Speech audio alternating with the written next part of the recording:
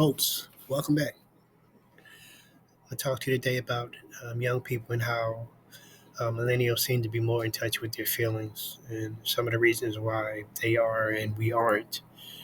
Um, and again, it's from my perspective of someone who is, again, from the inner city with inner city challenges. Your perspective may be different, but here we go. Here's mine.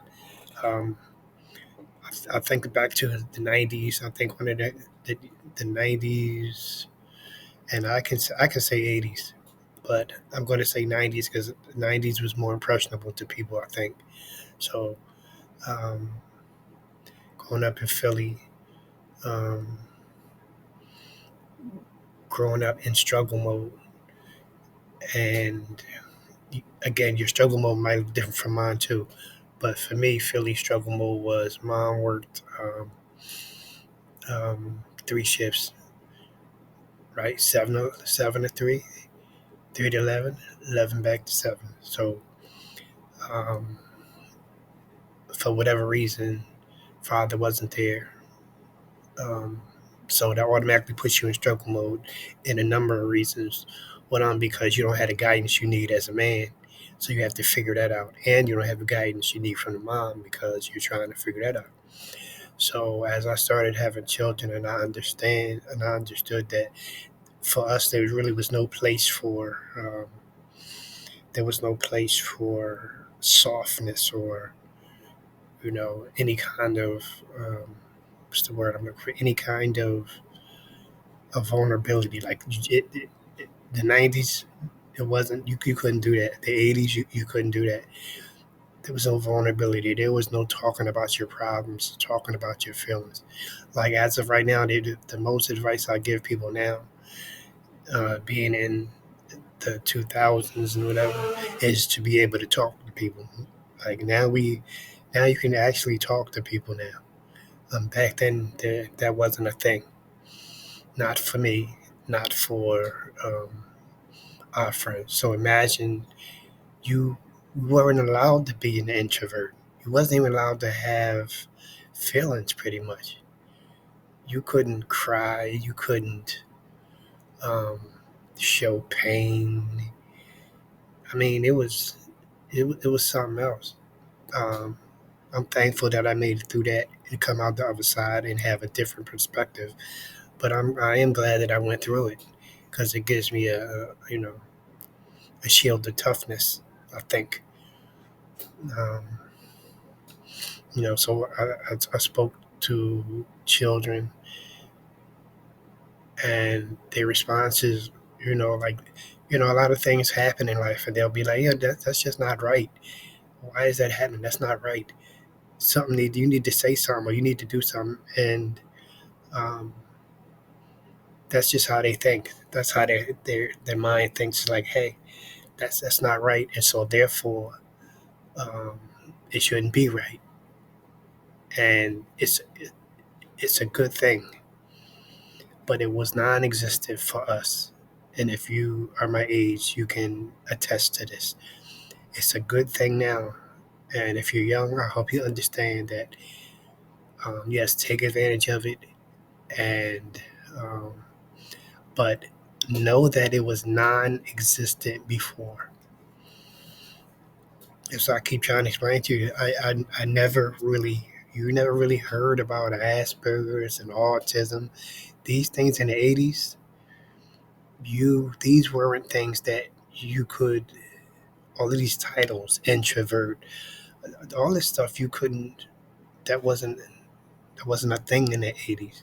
And if it wasn't a thing where I was from because, um, and I don't think it was at all. I don't care where you were from. It was not a thing unless you was really unless you were up on it. But for the most part, um, the 80s and 90s was something else. So it was the time of excess. So you was just trying to, you were in survival mode. And when you're in survival mode, you're not allowed to be vulnerable. You're not allowed to do these things that are happening now. So I tell the millennials to take advantage of it because it was non-existent. Um, Yeah, mental health in the 80s, mental health in the 90s, depression. I mean, yeah, it wasn't a thing. I had no time. There were times now that I think about now that I'm sure would have been considered depressed. But those things were so fleeting, and you had to get up and get it going. You didn't have time to um, assess your heart and your mind. You didn't have time to assess that. In the 80s and 90s, you just was the you had to get up and go. You had to make it happen. This was the struggle era. We had to make it happen. This was where we was losing the middle class at. This is where it was lost at during those moments. So um, you had to figure out where your next meal was. You didn't have time to be. You didn't have a moment for depressed. I just can't, I can remember moments, but I can remember them being so quick and me being so out of them that,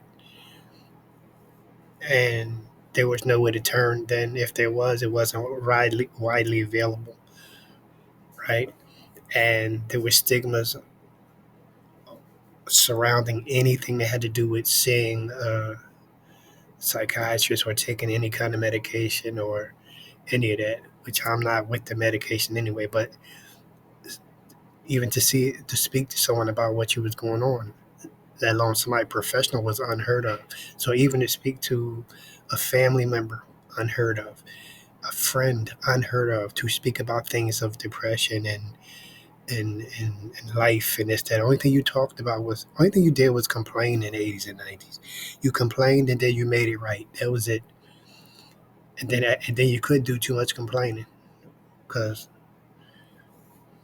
I realized me early that complaining did nothing for me. So that wasn't a thing, but that's one of the options that you had. While other people had therapy, we had complaints. Yeah, so we had, and then our depression was we complained about things wasn't right, and then we got up and made it right. And that's not to take away from anybody that's suffering from clinical depression. Not taken away from that. That's a whole nother situation, and everybody don't respond the same way to stuff, and everybody can't handle everything. But my perspective is I handled it. Now I have my shortcomings. I don't know and not clear where they are or don't care because I'm too busy handling things that come up as they come up. Um, but I have people around me that's dealing with depression, and nothing I can say can make them come out of it, right? So, um, God bless them, and I pray that they delivered from whatever.